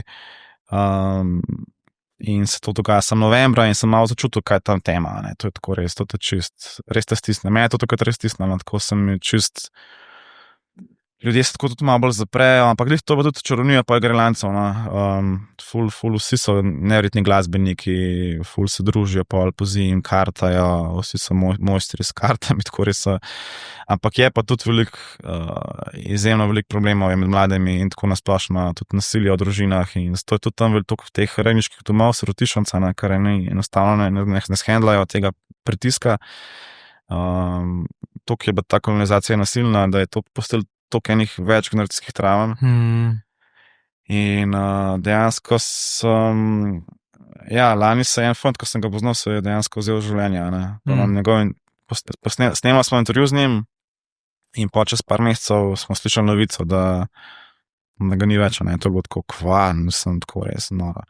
Tako da v bistvu ta tematika me malo zanima, ampak hkrati mi je pa tudi inspirirala, kako pa vseeno najdejo neko moč pa pot za naprej, ker je pač Grenlandija je polna ekstremov, res je, to je toliko težko življenje tam, nič ni samoumevno, tako ful je, če se ti, večina prebivalstva živi v nekih takih bolj odročnih vaseh pa mestih, in če ti hočeš v to glavno mesto malo, v shopping ali pa neki, to je, sam letalska karta te stane, ne vem, 2000 evrov ali pa 1500 evrov, kaj tam enkrat na teden mogoče avion, ki te bo pač, ampak hkrati so pač čisto preklopljeni in vse vejo, kaj se dogaja prek socialnih omrežij, in se primerjajo in so čisto isti, je ful neke anksioznosti, in morajo biti res ekstremno močni, da to sploh shendlajo. A kaj delajo kolektivno v smeri tega, da bi pač te generacijske travme ozaveščali, reševali, da bi pač nekaj naredili, da se ne bi toliko ljudi vzemali življenje? Ful premalo te psihološke pomoči, itak, ker je pač že težko je dobiti ljudi, ki bi prišli pomagati na Grenlandijo, pač tako ful je, pač to je zgodba našega planeta, tako kot sem že prej Avatar omenil, gremo na drug planet, so tam surovine, dajmo jim to vzeti, briga nas za njihovo zgodovino, znanje, veščine, kako se živi z naravo in zemljo. In je pač ni lahkega odgovora. Tako da to je pa tudi, to je zelo globalno, tudi pri nas, mladi, mislim, to se tudi a ti si tudi starša, tako da pač to se mi zdi fulano tako glavno vprašanje za naslednje generacije tudi pri nas, zanimivo je gledati tako miselnost generacija, ki se spreminjajo, če gledaš recimo tvoje starše ali pa še generacije prej. Pač nam je nepredstavljivo to, kar se je njim dogajalo takrat, njim pa verjetno je nepredstavljivo, kako mi hendlamo tehnologijo, tako kaj jo. Tako da je zanimivo, da ima vsaka generacija nekako neko svojo vlogo, ampak se mi pa zdi, da smo zdaj mi spet tista generacija, ki mal vrednote, ta prave vrednote mal nazaj prebujamo, kaj dajemo, vsaj v mojih očeh neko upanje za lepši svet, ker to, kamor zdaj tone, je res en velik ekstrem izobilja, pretiranega užitka, prevelikega udobja, globalno, če gledava, mislim, razvitega sveta, in to je vedno pripeljalo do ali vojne, ali nekega balansa, da se je naredil. Ne, se čisto strinjam. Zdi se mi, da smo ful v mehurčkih. Vsak svoj mehurček in je realno gledano je pa mislim, da se dosti tem ukvarjam, ker imam toliko malo starejše otroke in počas bo ta najstniška leta in jaz sem absolutno za to, da se prepovejo telefoni v šolah, da se prepove socialna mreža za mlade do 15 let. To sem ful zagovornik tega. Ker se mi zdi, da nekako politika ne sledi sploh teh tehnologij, in sploh šele zdaj počas raziskave znanost podkrepljuje to, da je pač to, mislim, toliko informacij, ki jih otrok dobi za enem dnevu lahko prek ekrana, pravi so naši starši dobili v, ne vem, parih letih, verjetno, ali 10 letih. In je, mislim, dosti se s tem izobražujem, zanj smo imeli na predavanje v vrtcu od izjemnega strokovnjaka, ta Miha Kramlik, vod Center za odvisnike v Sloveniji. In je pač noro, pač vsi ljudje, ki smo malo osveščeni, ko imamo stik z naravo, te stvari spremljamo, pa se ukvarjamo z vzgojo, pa ne vem, pač smo malo in tune, ampak veliko ljudi pa, ne vem, ali nima časa, se ne otegne sploh malo izobraziti, ampak otroci, tudi veliko se pogovarjamo o tem z ženo, ki je psihoterapeutka. In pač da je slišan kakšna res taka težka zgodba, najstnikov, ki ne vidijo pač poti naprej in tako da zdaj se mi da ful pomembno to, da smo starši res prisotni, tako res srčno prisotni, kot otroci tako začutijo, da si mislim, da je to tudi ta Kraml je večkrat že povedal, da ne vem koliko 16,000 pravljic moraš povedati otroku, pa ga vsak dan res iskreno nasmejati, da bo on sposoben shendlati v najstništvu ene stvari. Če tega ni, pol otrok, pač ti rabiš ta čas, pa da moji otroci, najni otroci ful hitro povejo, so zelo taki izrazni in zelo taki polni ognja in včeraj sva igrala basket s to mamo, pač to ni, on hoče na polno, da greva samo Amerikanca 3-krat, on šel 10-krat, pač, kao če zato imam še neke maile prebiral, pa to, folija, imamo različne zgodbe, sigurno je to starševstvo nekaj čudovitega, istočasno pa velik izziv, mislim, če se ti želiš resno ukvarjati s svojim otrokom, pa biti prisoten sploh emocionalno, pa dajeti prostor otroku, pač zahteva veliko mero, da prvo dela na sebe, da si ti sposoben pač se zavedati, da ko pač si ti živčen zraven otroka, nisi zaradi njega, zaradi sebe si. In že te zadeve se mi zdi, da se o njih veliko več govori, tudi jaz vidim odzive na podcaste, kjer se pogovarjamo o starševstvu, vidim potrebo po teh tematikah. Sara, recimo Isakovič, to je druga najbolj poslušana epizoda tega podcasta še vedno in raste, ker je dala res neko tako svetlo luč, je posijala na prihodnost našega otroka, ampak z zavedanjem, da bomo mogli mi sami nekaj narediti, pa pokazati, ker na koncu dneva tvoj otrok tebe gleda, ti si vzor. Zdaj, veš, kako ti reagiraš, kako delaš z njima. Veš, moja ta mala, ona, kaj jaz njo vprašam, kdo je najlepša punca na svetu, ona pokaže ogledalo nase in se režija. In pol pokaže na mamico in pač se ni bistvo jaz sem najlepša, ampak pač da znaš spodbujati to neko pozitivo pri otroku, pa ljubezen, radost, da jim kažeš. Ne, da jih potiskaš v kot, pa da jim mira, nekaj imam zadelati, nimaš zadelati, ne da se ti ukvarjati. Mislim, te stvari so meni samoumevno, sam pa me še vsem šokira, koliko ljudi pa ima otrokom kar da telefone, se to vidiš na ulici, ali pa doma si jih kar pustijo na YouTubeu, ima računalnik v sobi, že ko so stari 8 let, ali tako mislim, kaj vam je jasno, Ja. Pač to je pa res neverjetno, iz kje to prihaja, to nezavedanje. Ampak ja, mislim, absolutno, to je... Se tudi strinjam to, kar si rekel, da bi bilo treba z bratrancem mojim Erikom, sem imel pogovor o tem, pa sem na prvo žogo bil tako to je malo oštro, da bi prepovedali telefone v osnovni šoli, sem bil tako pismo. Ja. Ne vem, če lahko kar prepovemo, mogli bi jih naučiti uporabljati, pa to posem je pa tako, ok, v redu. Res smo skrenili v eno ekstremno pač levo razmišljanje, do tega ekstrema, da je kar vse dovoljeno, da pač sploh ne rabiš postavljati več mej, vsak lahko je, kar hoče, dela, kar hoče, istočasno si pa želimo neke družbe, ki bi bila zdrava. Ja, valjda. In to je tako, ti otroka ne moreš kar pustiti, da vse dela, moraš mu postaviti meja, In mogoče, in pa pogledaš, veš, punce stare 12 let, kako izgledajo, kako se obnašajo, kako, to je grozen stari.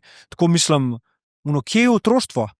Itak, Kdaj si ti kar naenkrat zdaj tukaj reality show? Ful predcenjujemo, Mislim, v prihodnosti bo ključno, to kritično mišljenje, ti znov stvari med sabo povezati, tudi če boš imel ChatGPT ali pa karkoli, ampak te inputi so pomembni, in neke izkušnje iz realnega sveta in neka čustvena inteligenca, neke te mehke veščine, da si ti sposoben sploh hiti, ali javno nastopati, ali da si sposoben skati prijateljstva, neke pristne vezi, ali znaš sploh začutiti naravo, objeti drevo, ali posaditi eno rožico, zašraufati neki, mislim, te stvari se bo vse ful bolj ključna, Če ima pa samo na telefonih, pa mulce s tem šopal, bo pa pač katastrofa. Ja, beg je iz realnosti, in beg ne znajo se tudi, po eni strani mislim, da bo zelo velik del tega, kar se bo v izobrazbi dogajalo, pač soočanje z občutki, s čustvi, da ne bo to, veš, nekaj, kar se bo malo pod preprogo pometel, pa lej, mene tudi niso starši 5% jebala, došle 2 tedna nam s tabo govoril, To ne gre več čez, zato ker to pušča težke psihološke posledice, ki jih zdaj vidimo šele. Absolutno. Tle bomo pa pač res pomembno vlogo odigrali. Ne toliko mi dva mogoče kot neki strokovnjaki z tega področja in njih je treba podpirati, pa jim dajati priložnosti. Veš. In pač končno plačati učiteljem v vrtcu to, kar si zaslužijo. Vzgojiteljem v šolah to, kar si zaslužijo, ker to je sramota, stari, ker sem jaz slišal, koliko imajo to plače. Rekel pa, to je človek, ki ima odgovornost do otrok, ki jih vzgaja, ki je prijazen do njih. Pa to so čudoviti ljudje.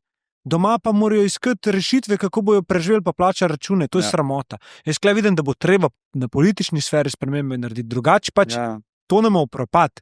Ne moreš teh stvari, prišle bojo za tabo. Tako kot laži, tako kot resnica bo prišla na plano. Tukaj se ti veliko ukvarjaš s tem. Mislim, vedno te življenje uči, ali to neka višja sila, ali Bog, ali narava. Če skreneš s poti, te bo ali karma, karkoli. Sigurno. Pač tudi poškodba v športu, karkoli. Vedno je, veš, preplet enih energij, enega delovanja, enih lekcij. Tako da to je sigurno res.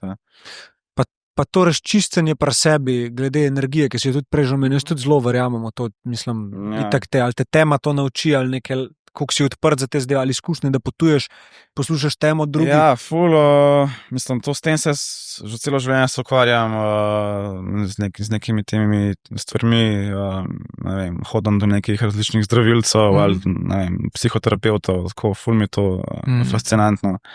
Kaj so te naučili, če bi zdaj lahko tukaj vam potegnil neko, nočem reči modrost, ampak neko lekcijo zase, neko pot življenja, ki jo zaradi tega živiš, kako bi jo izpostavil? Ja, mislim, se to je, se še ful intenzivno delam na tem, ker imam fulejnih izzivov, pač si se lepo slišal te projekte sam, pač jaz sem se vedno imel sem ful težave s perfekcionizmom, z alkoholizmom, pač nisem nikoli imel nekega full breakdowna, ker sem vedno znal pol se nekako s pomočjo vseh teh in družine in žene in staršev in vseh pobrati, ampak pač nekako ful nam je samoumevno, da gremo do zobozdravnika, noben se pa, ampak to se mi zdi, da se res malo prebuja, da se ljudje začnejo malo pogovarjati z nekom, da se sprašujejo, zakaj pa te stvari, zakaj delam po teh ozorcih. Ampak ja, ne vem, imam res lepo izkušnjo z vsemi ljudmi, ki mi pomagajo od alternative do psihoterapije, tako, ful imam lepo izkušnjo z vsem tem, no, ne vem, pač kaj sem se pa naučil, pa, ja, ne vem, pač ful bolj, ne vem, ful je to en prepletenih stvari od tega, da znam, da se učim bolj poslušati druge ljudi, da si vzamem, ja, čas zase tudi, kaj je moja identiteta, ne, kdo sem jaz, kaj sploh hočem, take stvari, vse. Začel sem tudi uživati v nekih stvareh, ki sem se jih še smojil še pred leti, ampak ta teden z enim kolegom delava visoke grede za navrt, ki bi bilo tako, kaj ampak sem padel noter. To me je začel že med covidom zanimati, sem nekaj začel delati z lesom, pa ampak ja, tudi sem začel, ne vem, zadnja leta sem začel ful plezati, to me je ful potegnalo, ker tudi hčerka pleza, pa sem spoznal ful enih frendov prek tega, pa to je to tak ful lep šport, ker mi je žal, da ga nisem že prej spoznal, ker je res tak, ful je zabaven, ful je lep community, ljudje so ful tako na tleh, ni nekih ego tripov, pa ironično, ironično na tleh. Ja. Začutil sem, da ti za eno knjigo povem. Ne vem zakaj, ne vem kako, ne bova se preveč sprašvala. Muji, Direct Recognition of Truth. Ti bom pol dal, da si zapišeš. Okay, mogoče čakam. Super, ja. Meni je ta knjiga bila, še vedno je tako tolažbo, ki začne divjati, da me pele počasi nazaj do tega bistva, ne, do tega zavedanja vse splošnega, ki se nikoli ni spremenila, ne, vedno. Ja, taki posluša v teba, ne taki govori, te vse identitete, ki govorijo, kaj je, kaj ni.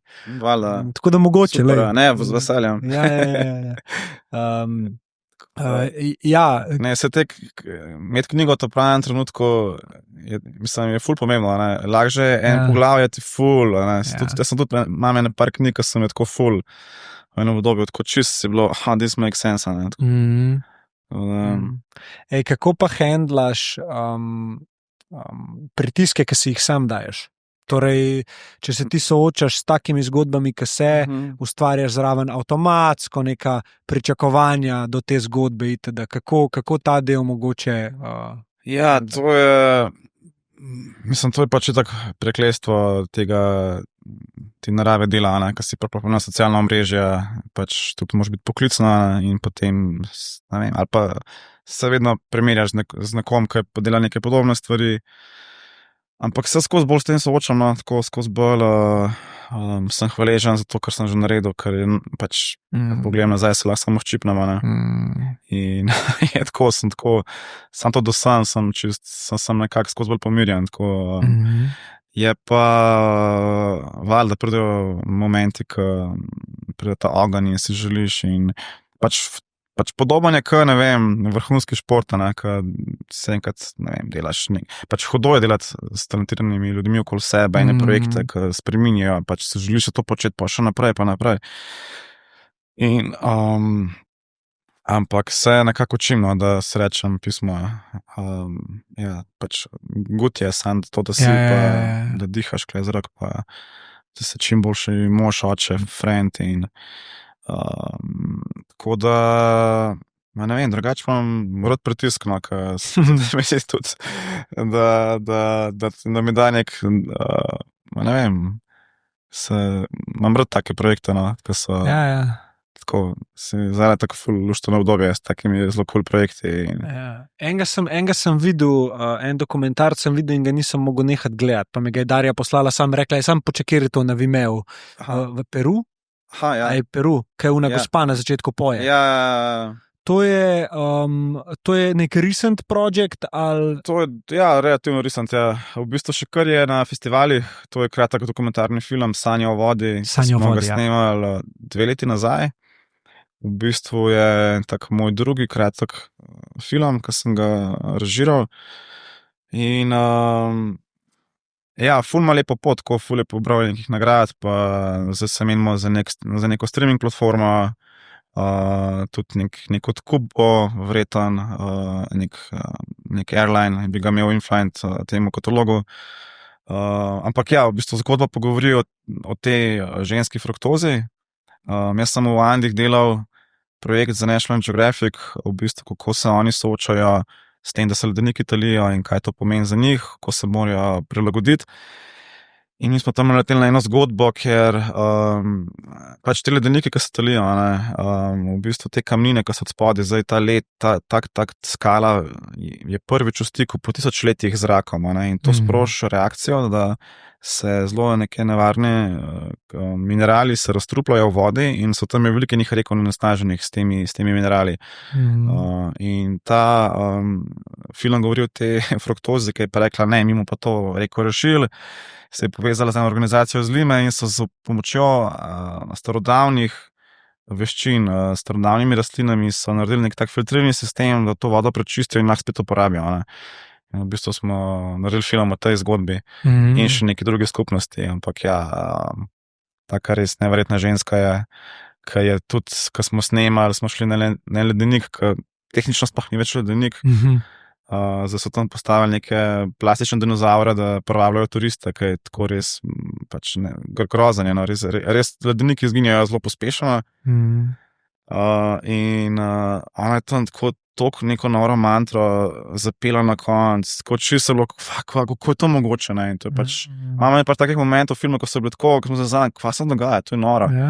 Ker so res smo tukaj ga znajo, ta starodavno znanje, ki že izhaja iz predinkov, in zdaj se to spet malo, oni v bistvu prenavljajo te več 100 let stare sisteme, ko so že Inki vse, Inki so bili nora civilizacija, ki so znali ukrojiti sistem vodnih virov, da so imeli vodo za sušno obdobje, pa da so jo shranili, pa se je pa to, Inke so itak, so inkvizirali, zdaj se pa to spet malo obnavlja in take zgodbe me ful navdihujejo. Tudi če so tako zelo small scale, samo če je njena komponenta, da je tako navdihujoča, me to ful pritegne. In tudi v Alpah sem delal veliko zgodb po ledenikih, kjer sem pa naletel na enega znanstvenika, ki želi rešiti ledenika, in bilo to tako, to je možno, in pa sem ga spremljal več let in je tudi ten film nastal in zgodba in pač ja, zanimalo me, kaj se dogaja z ledeniki v Alpah, kjer živimo, ki imajo toliko pomembno, ful imajo enih pomembnih funkcij kot za pitno vodo, kot vodni vir, za kmetijstvo, za vse živo. Pomembni so zato, da so spet nek ščit, da odbijajo belo svetlobo, s tem, ko se talijo, absorbirajo in podobno kot Grenlandija. Hkrati tudi vežejo gorovja skupaj. Lih januarja sem bil v Švici, sem delal zgodbo o plazu, ker se ta permafrost tali, tam ogroža eno vasico in bojo mogli narediti evakuacijo. Tako da pa tudi neka kulturna dediščina, ledenikov in Alpi, tako pač take stvari me drago. Pa se da rešiti ledenike? To je zelo utopično, pač dal bi se ga, ampak je zelo visoka investicija, ampak meni je bilo fascinantno, da so se tega Švicari lotili. Evo, tako noro, prišli so do dejansko kredibilne ideje, oni so rekli, da lahko vodo reciklirajo brez elektrike iz višjega jezera, in zgradijo neke snežne kable, v bistvu kaj zasneževalni sistem bi naredili čez ledenik. Se pravi, oni so začunali, da bi določeno površino ledenika lahko zasneževali polet s to tehnologijo zasneževanja in s tem bi ledenik se nehal taliti. In so naredili že teste, mi smo to spremljali in sem to naredil samo v Švici, ker so dejansko skupaj zbobnali ful nekih univerz, partnerjev, ampak mislim, ta znanstvenik, ta gospod, sem absolutno to verjame, sam je pa premalo sredstev, bil bi tudi zelo velik poseg, da bi to pripeljali samo za en ledenik, ful se enih vprašanj pa odpre. Ampak on je rekel, jaz hočem tudi v filmu povedati, jaz, ko umrem, jaz hočem reči, da sem saj nekaj probal narediti, on je tudi imel ta neverjeten ogenj ampak meni je fascinantno, te ljudi sam tudi spremljati pa dokumentirati te zgodbe, da so mogoče inspiracija za kaj drugega, on je res cel življenje to vložil in so to tehnologijo naredili, ki lahko tudi pomaga za kaj drugega, je pa seveda, to je ne mogoče zavrteti nazaj, ne, stvari se, ljudje se zelo pospešeno telijo in to bo sprožilo neko določeno reakcijo. Seveda pač bogati se bojo prilagodili, revni bojo nastradali po svetu, a ne, zaradi vseh suš in kriz. Tako da je spet ta podnebna nepravičnost, a ne, pač bogati se je zaprlo neke, a ne, bunkerje ali so šli na sever. Kdaj se bo to zgodilo, jaz tukaj ne mislim, da je nobene panike, ampak tako pač je pol, a ne. A te tvoje projekte imaš vse na spletni strani? Ja, mislim, večinoma, ne, ali pa na National Geographicu, Ja, na spletni strani, če tipkaš moje ime, spretijo se zgodbe ven, Instagram, ok.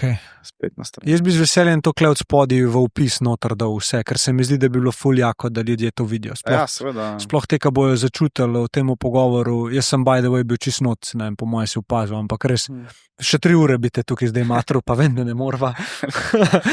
Ampak ja, verjamem, da je noter še toliko enih zgodb, ki si jih že pokazal skozi te svoje projekte, a ne, enega sem že videl, tega z Perujem.